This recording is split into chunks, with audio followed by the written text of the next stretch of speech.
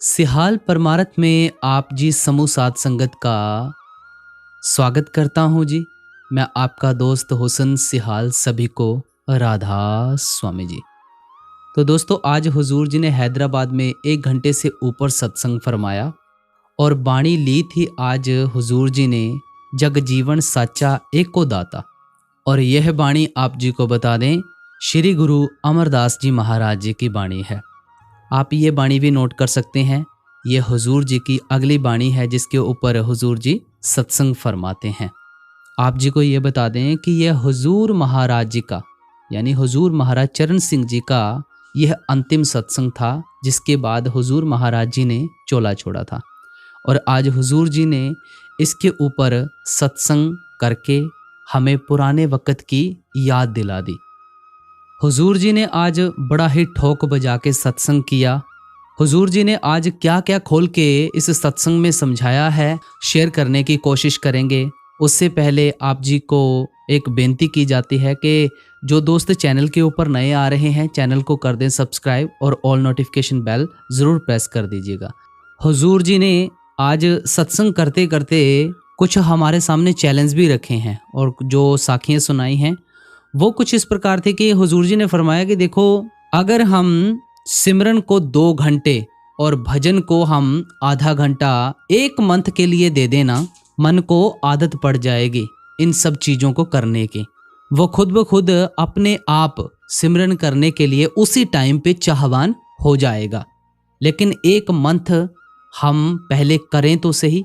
और हुजूर जी का ये चैलेंज हमने अपने सिर मत्थे लेना है और इस चैलेंज को हमने पूरा करना है। और जो हुजूर जी ने साखी सुनाई थी वो कुछ इस प्रकार थी कि एक बंदा था जो सरकारी जॉब करता था। उसकी ड्यूटी लग गई कि तुमने फलानी जगह पर जाना है और वहाँ पर जाकर भाषण देना है और इस चीज़ के बारे आपने उसको जागृत करना है। जब उन्होंने जाना था तो वहाँ के जो मैनेज करने वाले थे उन्होंने उनकी टिकट भी बुक करवा दी जहाज़ की। और जब वो बैठकर चले गए तो वहाँ पर जाने के बाद उनके अच्छे से स्वागत किया गया, उनके ऊपर फूल बरसाए गए। जब वो वहाँ पर जाकर फंक्शन में पहुँचे तो उनके लिए एक ऊंची सी कुर्सी लगी हुई थी। उन्हें अलग तरीके से बिठाया गया और उन्होंने बड़ा जोरदार भाषण दिया। नेक्स्ट टाइम फिर दोबारा ऐसे ही रिपीट हुआ, यानी नेक्स्ट ईयर ऐसे ही रिपीट हुआ। उन्हें ऐसे ही टिकट दी गई, ऐसे बुलाया गया और ऐसे ही भाषण दिया। तीसरे साल में वो रिटायर हो गए क्योंकि वो अपनी सेवा मुक्त हो चुका था। सरकार की तरफ से उसे सेवा मुक्त कर दिया गया था क्योंकि 3 साल लगातार उन्होंने वहाँ पर अपनी हाजिरी लगाई, भाषण दिया, सब कुछ किया। सरकार की तरफ से तो वो रिटायर हो चुके हैं, लेकिन जो फंक्शन वहाँ पर करवाते थे उन्होंने उनको इनवाइट किया कि आपने ज़रूर आना है, यहाँ पर आकर अपनी ड्यूटी ऐसे निभानी है। इस बार क्या हुआ कि उन्होंने खुद से अपनी टिकट बुक करवाई। टिकट बुक करवाने के बाद जब वो एयरपोर्ट के ऊपर पहुंचे तो उनका स्वागत भी नहीं किया गया जैसे पहले करते थे। उन्हें लेने के लिए कोई नहीं आया और चलो वहां से तो वो कैसे भी करके गए, लेकिन प्रोग्राम में पहुंचे। पहले ऊंची कुर्सी के ऊपर बिठाया करते थे, लेकिन इस बार उनके लिए कोई स्पेशल कुर्सी भी नहीं लगी। फिर जब उन्होंने वहां पर जाकर देखा और इस चीज़ को जब उन्होंने महसूस किया कि यहाँ पर तो मेरी कदर तो है ही नहीं, यहाँ पर कदर तो मेरे ओहदे की कदर है। फिर इसका असल मकसद क्या हुआ इस कहानी का? हुजूर जी ने फरमाया कि हम समझ लेते हैं कि हमारी कदर हो रही है, नहीं, ये हमारा अहंकार है। कदर हमारी ओहदे की हो रही है। आपको सलाम कौन करेगा? आपके पास पैसा है, आपके पैसे को सलाम है। आपके पास कोई कला है, आपकी कला को सलाम है। आपको सलाम नहीं है। आपको कौन जानता है? कोई नहीं जानता। आपकी कला को जानता है, आपके पैसे को जानता है। आपसे कोई मतलब होगा तो वो मतलब रखकर अपना मतलब पूरा होगा, आगे निकलेगा। उसके बाद आपसे कोई मतलब नहीं होगा उन्हें। फिर हुजूर जी ने इसी बात को आगे कंटिन्यू करते हुए अहंकार के ऊपर खुल के समझाया। वो कहने लगे कि एक बंदा था, उन्होंने काफ़ी भक्ति की थी और फ़कीर आदमी था। कई वक्त क्या होता है कि जब हम ज़्यादा भक्ति करते हैं तो हमारे मन में हमें आ ही जाती है कि मैं भक्ति करता हूँ, मैं ये करता हूँ, आ जाती है। उसके मन में भी आ गई। जब वो व्यक्ति कहीं जा रहा था तो ऊपर कांव था, और कांव ने जब उनके ऊपर बिठ कर दी, जब कांव ने ऐसी हरकत की तो उन्हें बहुत ज़्यादा गुस्सा आया। उसके पास जो रिद्धियाँ सिद्धियाँ थी, उन्होंने उस रिद्धि सिद्धियों का गलत इस्तेमाल किया और गलत इस्तेमाल करते हुए उस कांव को मार दिया। अपनी रिद्धि सिद्धियों का गलत इस्तेमाल किया। उसका जो अहंकार था उसका वो कंट्रोल नहीं हो पाया। कांव ने ऐसी हरकत की, उसने अपनी ऐसी हरकत से उस कांव को मार डाला, क्योंकि गलत इस्तेमाल किया रिद्धि सिद्धियों का। अभी यहाँ पर फरमाते हैं कि इतनी रिद्धि सिद्धियाँ हासिल करने का या इतनी भक्ति करने का फायदा क्या हुआ जब इस चीज़ को उल्टे काम में लगा दिया। ऐसी भक्ति करने का कोई फायदा नहीं है अगर हमारा मन वश में ही ना हो। फिर उसके बाद हुजूर जी ने काम के ऊपर समझाया। वैसे ये कहावत बाबा जी महाराज भी सुनाते हैं, लेकिन हुजूर जी ने इन्हें थोड़ा अलग तरीके से हमें समझाने की कोशिश की है। फिर हुजूर जी ने काम के ऊपर समझाया। काम के ऊपर जैसे बाबा जी महाराज हमें समझाते होते हैं कि एक ऋषि था, उन्होंने जंगलों में काफ़ी वर्ष तक तपस्या की और नदी पार करनी थी। वो खाना खा रहे थे, मछुआरे की लड़की बैठी हुई थी साथ में। वो कहती है आओ महाराज हम पार करवा देते हैं। जब गए तो उनका मन फिसल गया। उस वक़्त की जो भी वारदात, जैसे बाबा जी महाराज समझाते हैं कि जैसे उन्होंने कहा कि मुझसे कोसों कोसों बदबू आती है, तो बोलता कि जा तो योजन गंधारी हो जा। फिर कहती है कि ये जल हमारी गवाही देगा। उन्होंने सारी अपनी रिद्धि सिद्धियों का गलत इस्तेमाल किया। फिर ये सारी कहानी सुनाने के बाद हुजूर जी ने फरमाया कि हम सभी काम की वासना के पीछे ऐसे लग चुके हैं, हम इन चीज़ों में फंस के ही रह गए हैं। हमने उठना था इन सभी चीज़ों से ऊपर, यानी काम, क्रोध, लोभ, मोह, अहंकार से ऊपर उठना था, लेकिन हम इन चीज़ों में ही फंस के रह गए हैं। फिर हुजूर जी ने फरमाया कि देखो 5 तरह के रोग हैं, और वो 5 रोग कौन से हैं? काम, क्रोध, लोभ, मोह, अहंकार। ये 5 रोग हमें लगे हुए हैं। लेकिन हुजूर जी ने साथ में ये भी फरमा दिया कि 6वां रोग हमने खुद लगा के रख लिया है। वो 6वां रोग कौन सा है? ये मोबाइल। 24 घंटे हमारे हाथ में बस मोबाइल, कभी कुछ देखते रहते हैं, कभी कुछ देखते रहते हैं। बस ये मोबाइल के सदके ही सारे काम खराब हो रहे हैं। 6वां रोग ये सबसे बड़ी बीमारी है। पूरी रात हम मोबाइल चलाते रहते हैं, कभी उसमें क्या देखते हैं, कभी क्या देखते हैं, कभी क्या देखते हैं। जैसे कभी कभी बच्चे आकर पूछते हैं कि हुजूर जी हमारा भजन सिमरन में मन नहीं लगता, हमारा सेवा में मन नहीं लगता है, हमारे से 2.5 घंटे भजन सिमरन नहीं होता है। ये काम कैसे होंगे? जब आपके हाथ में मोबाइल है तो ये काम थोड़ी होंगे। 6वीं बीमारी, सबसे बड़ी बीमारी जो हमें लगी हुई है, 6वीं यही है। 5 तो हमें पहले ही लगी हुई हैं, 6वीं हमने ये लगा ली है। कहीं जा रहे हैं, फ़ोन चला रहे हैं, काम कर रहे हैं, फ़ोन चला रहे हैं, किसी रिश्तेदारों में बैठे हैं, फ़ोन चला रहे हैं, कोई ज़रूरी काम है, फ़ोन चला रहे हैं, भजन सिमरन करना है, पहले फ़ोन चला लें, पहले ये कर लें। ना जाने हम क्या क्या चीज़ें फ़ोन में देखते रहते हैं, और जितनी चीज़ें हम फ़ोन में देखते हैं मन उनका प्रभाव लेता है, और जब मन प्रभाव लेता है तो आप प्रभावों के नीचे आ जाते हैं।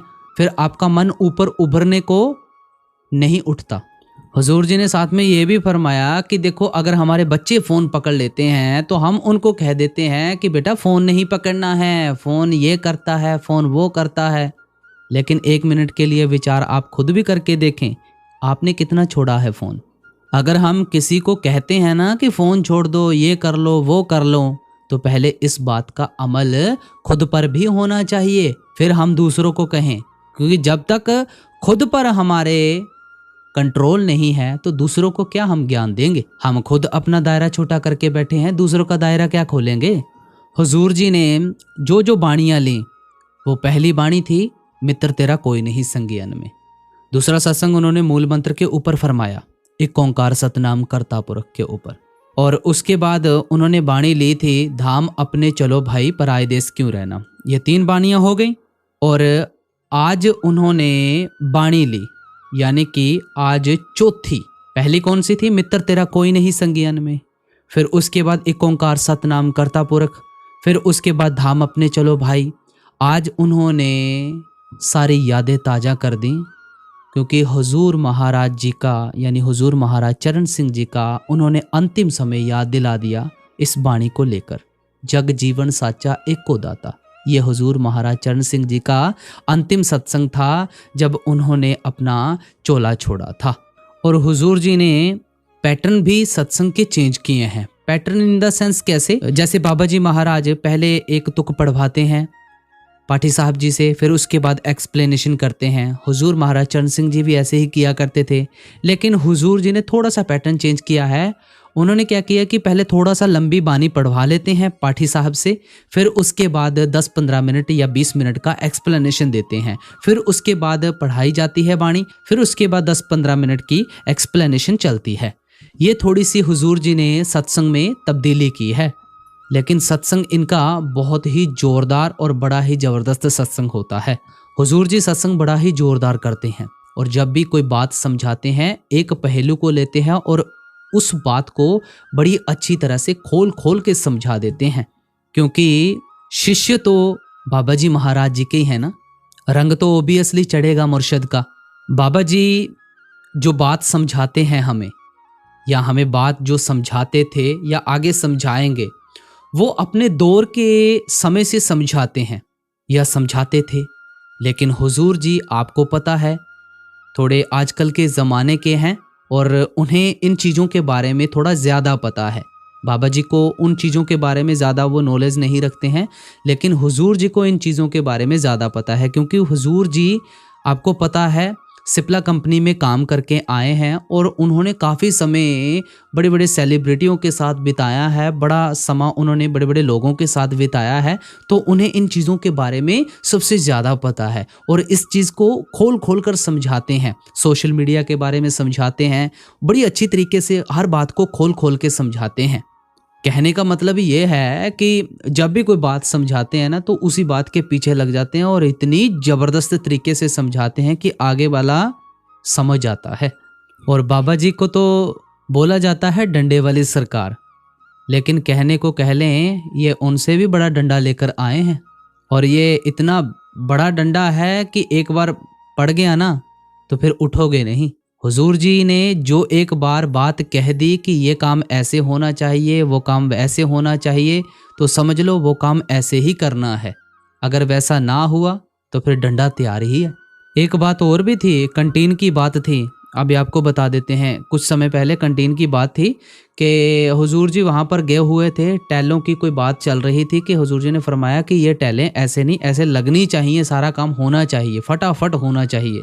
यही बात ना हो कि मैं यहाँ पर कह के चला जाऊं और ये यहाँ पे पड़ी रहें, काम आगे शुरू हो ही ना। तो कहने का मतलब ये है कि अगर हमें भजन सिमरन के लिए कहा गया है कि हुजूर जी ने फरमाया कि भजन सिमरन करना है, इतना टाइम करना है। अब देखो सीधी सी बात है, समझो जैसे हुजूर जी ने फरमाया ना कि एक मंथ सिर्फ आप 2 घंटे सिमरन को और आधा घंटा भजन को दे के देखो, फिर उसके बाद देखना कैसे हैबिट बनना शुरू होती है।